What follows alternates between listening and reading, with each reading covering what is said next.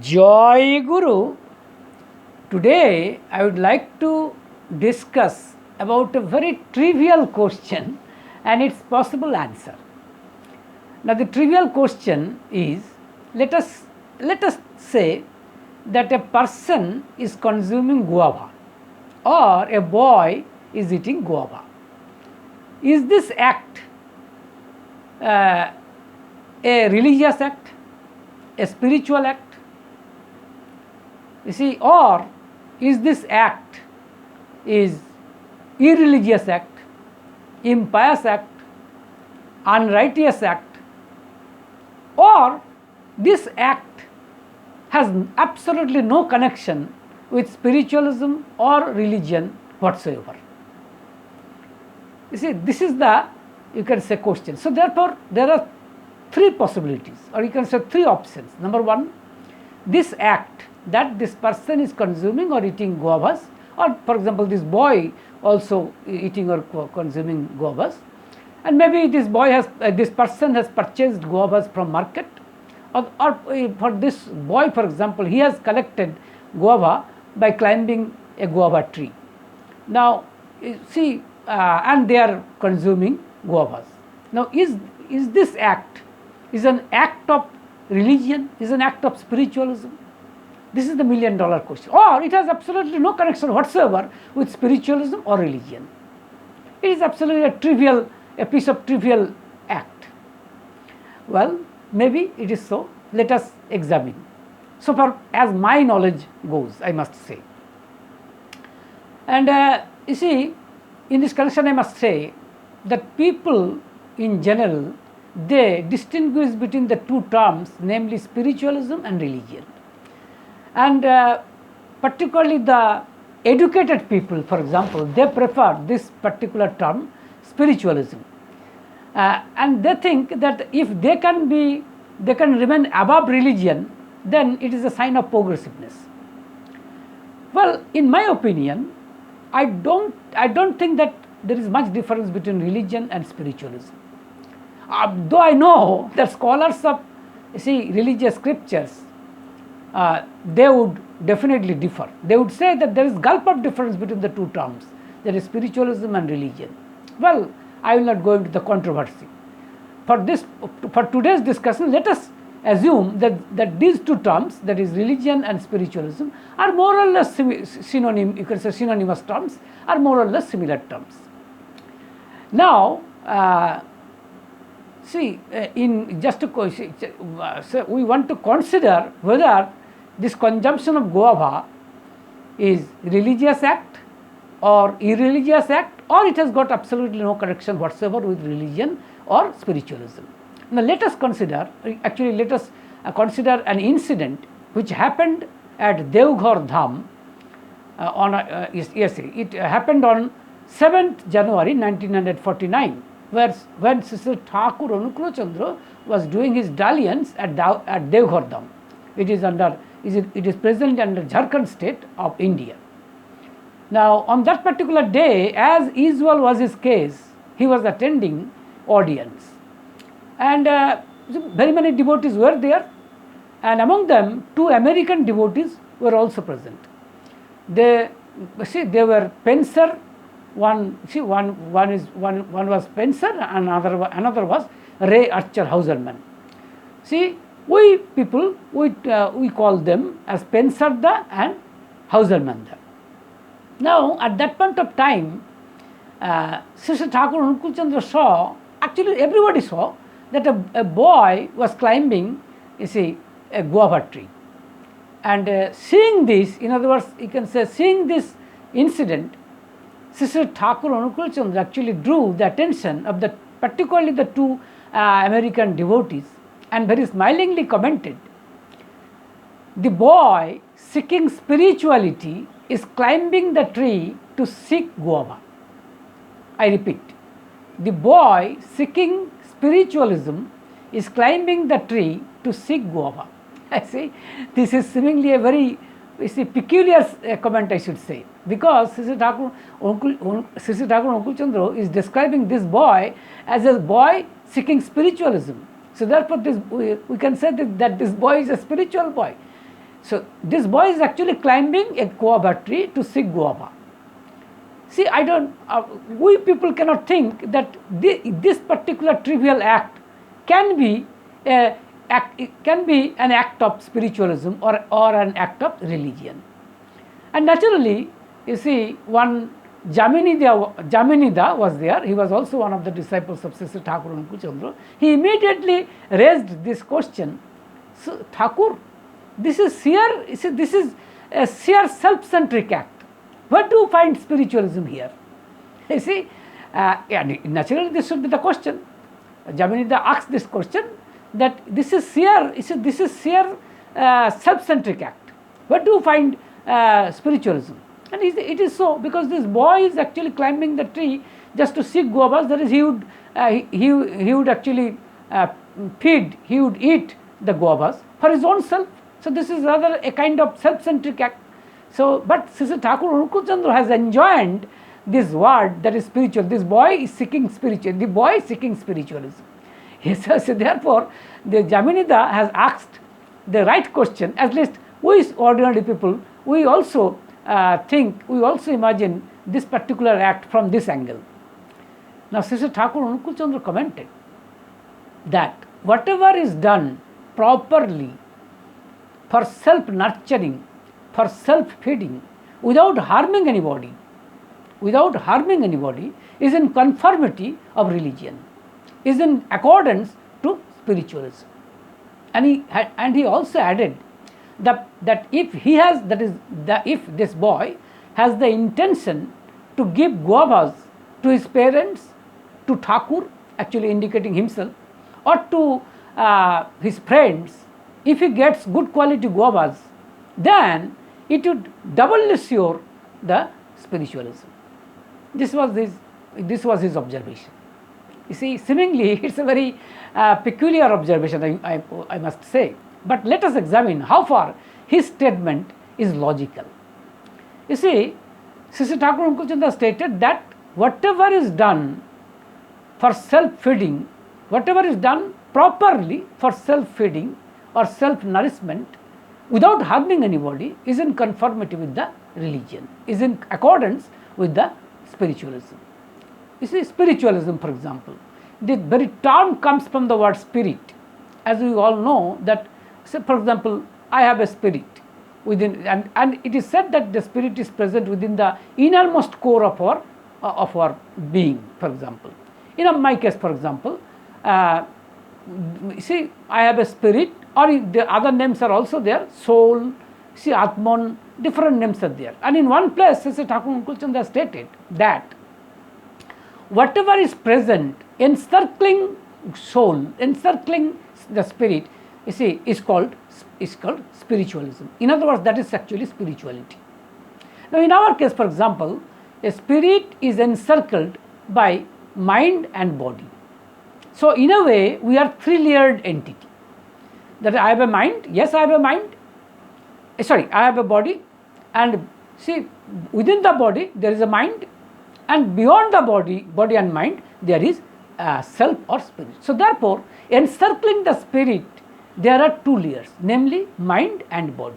So therefore, according to Sister Thakur Anukul Chandra, this mind and body, these two entities are definitely spiritual. In other words, these two entities are included under the arena of spiritualism, as because it protects the these two actually protect the spirit or Atman. So therefore, these are very much spiritual. And in this case, for example, and I must say, I have stated that we are three-layered entity, but it is actually not so. There are some other layers also. For example, in Upanishad, it is said that we are five-layered entity.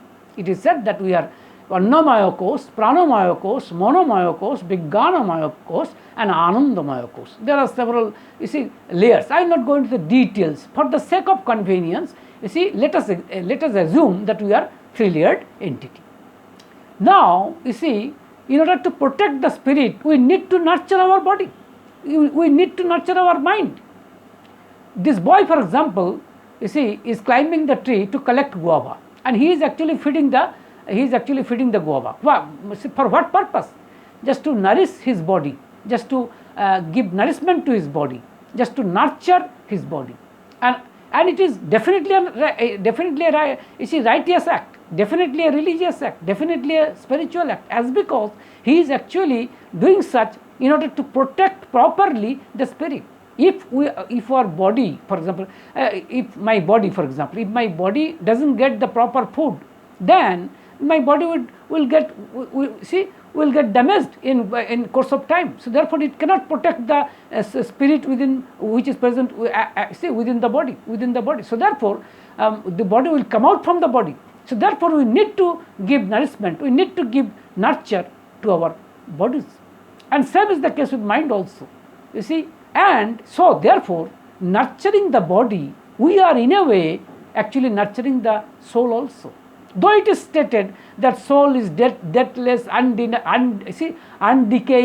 undeterminable, birthless, deathless, these are the adjectives that are used for soul. It's all right. But as long as, say, I have a body and I need to protect the spirit, so therefore I need to nurture my body and mind, and food is required for that, and this boy is actually consuming the food. And in this connection, I must say that if we do not give nourishment to our bodies, then it is not possible to even understand the very phenomenon of spirit. So therefore, it is very much needed. Now, Sri Sri Thakur Anukul Chandra stated something even more. He has stated that if this boy has intention that he would give guavas to his parents or to Thakur or to his friends if he gets good quality guavas. That means that in that case he is actually coming out from the arena of selfishness, or you can say self-centeredness. At this point of time, he has come out from the self-centered domain to selflessness. And in this connection, I must say that Swami Vivekananda stated like this, not exactly this, almost like this, that spiritualism is all about selflessness. In other words, spiritualism is all about unselfishness. So therefore, the moment this boy would think that if he would give some guavas to his parents or to Thakur or to his friends, if he gets good quality guavas, that means from that moment that particular boy becomes unselfish. That means he is thinking something unselfish. He is already entering into the domain of selflessness. So therefore, this is what spiritualism is all about. But the tragedy is this, that we people believe that this boy is actually observing the religion. This boy is actually observing the spiritualism by feeding, by giving nurture. We could say by giving nurture to his body, by giving nourishment to his body. And if he thinks that he would give guavas to others, then he is definitely observing spiritualism or religion. But in general case, it is more or less the belief that, for example, in Hindu opinion, we believe that if we worship deities or God by offering flower or other commodities needed for worshipping, then, or let's say if we pronounce the sacred words, that is mantras, then it is considered as an act of religion, as an act of spiritualism. Now, in other opinion, for example, in Christian opinion, they pray to their Lord Christ, and again maybe they by flower, or they may have some sacred words or mantras. I don't know exactly, but then there are different you can say ways and means to worship their their deities or their respective gods. Now, beyond this thing, we do not think that there can be scope and jurisdiction of religion. This is the trouble with us. That's why Sri Sri Thakur Anukul Chandra stated that we really don't know the scope and jurisdiction of religion. If we say, it is my opinion, that if we say that just by worshipping deities or gods, or by pronouncing some sacred words, or by chanting mantras, we are doing or we are performing religious act, we are performing spiritual act. And if we think that we meditate only, we see by meditating we are doing or we are performing spiritual act, then we are actually limiting the scope and jurisdiction of religion. It is beyond that. Not that these are not acts of religion. These are not the acts of spiritualism. Yes, these are of course acts of spiritualism or religion. But beyond that, you see, religion is everywhere.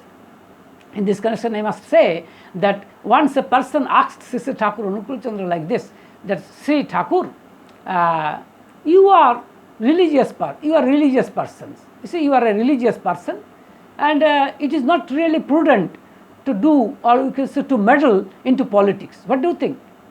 Sister Thakur Anukul Chandra stated that if politics is related with life, if politics is meant for life, then it is very much within the domain of religion. You see, in this connection I must say that Sister Thakur Anukul Chandra has defined religion as being and becoming. That is how to live properly and how to grow or how to evolve properly. So in order to live properly, if I need to do politics, yes, I will do politics. There is no harm in it. Of course, I will not do anything by harming anybody. The moment I will do something by harming anybody or by harming anything, then that particular piece of work is definitely not religion. That definitely not an act of religion. Definitely not an act of spiritualism. You see, this is the matter. And in this connection, I must say, as this boy is actually nurturing his body by feeding, you see, by eating guavas. In this connection, I must say that we respect body, because after death, we all actually we Hindu people particularly, we perform, you see, obsequies.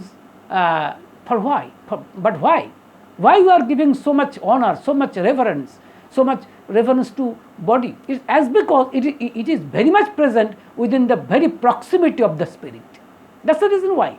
As because our, you see, the body, the mind, these are the two entities which are very much, which are present within very much, with very proximity of the spirit. That's why we give so much honor, so much reverence to body. So therefore, we need to give nurture to my body. And this boy is doing exactly that. So therefore, the boy is definitely doing righteous act. As long as he is not doing anything, he is not doing any harm to others. For example, in this case, that you see, that particular boy was climbing the tree, which were present within the, or you can say those trees actually belong to the ashram. So therefore, he was not doing any harm to anybody. So therefore, he was very much within the domain of spiritualism, within the domain of religion. That's why Sister Thakur Anukul Chandra stated that, say, by you can say self nurturing or self nourishment, giving self nourishment, self nurturing is by no means you see, an irreligious act, an impious act, you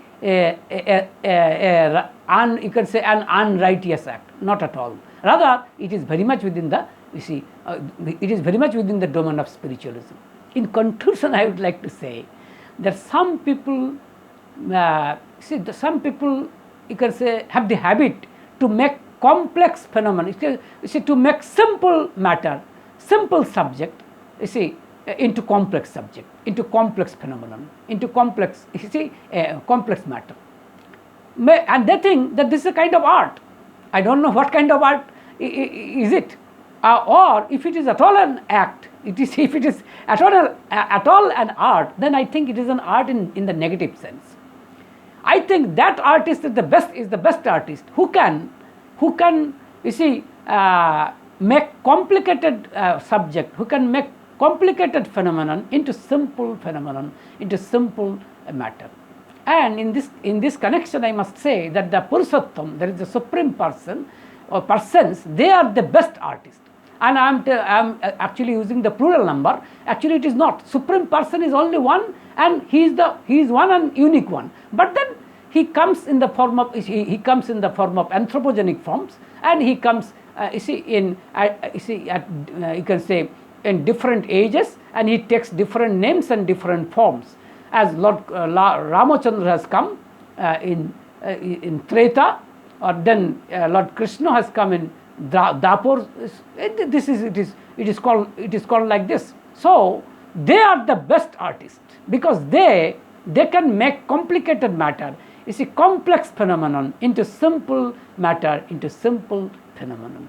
So this is my humble submission for today. So live in love. Jai Guru.